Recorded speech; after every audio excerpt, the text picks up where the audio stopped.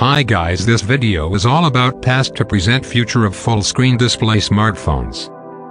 That is true that smartphone industries always focus on newer beater and highly powerful flagships products without regardless of their cost that they offer. So let's talk about the past, present, and the future of these technologies.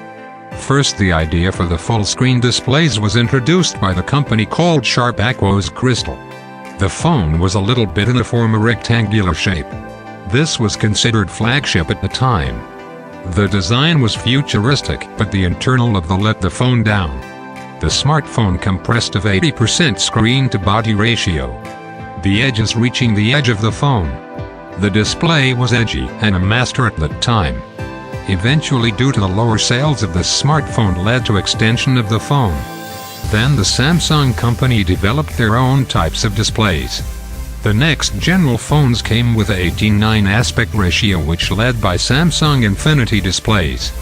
The smartphone company developed their own displays called as AMOLED display.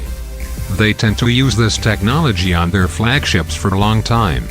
At this time, the China smartphone manufacturer company Xiaomi had got this smartphone business. This phone featured the concept of bezel-less display conceding the top, but it consists of chin which contained the navigation buttons as well as the housing for the front cam, which was same as Aquos Crystal but with modern look and modern specs. The specs and the quality and the decent price of Xiaomi had made the smartphone manufacturing companies to compete with Xiaomi. This phone started a big hype to design bezel-less phones. After this, it was pioneered by the SN cell phone, which was having a smaller notch which placed for the front-facing camera, which includes navigation buttons on the bottom screen itself, which is doubled as display when required. At this point, the front camera and the required sensors for the newer smartphones became a big concern for the designers to design a bezel-less display.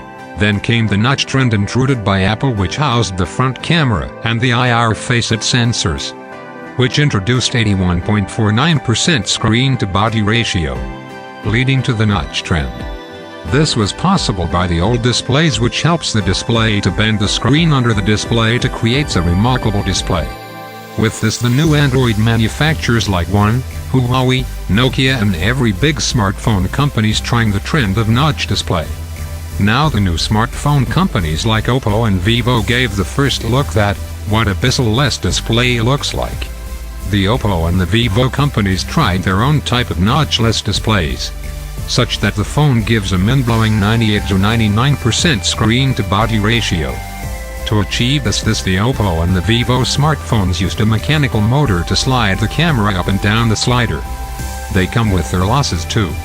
These phones do not include any IP protection to safeguard the phone, as well as no rating given to the sliding mechanisms.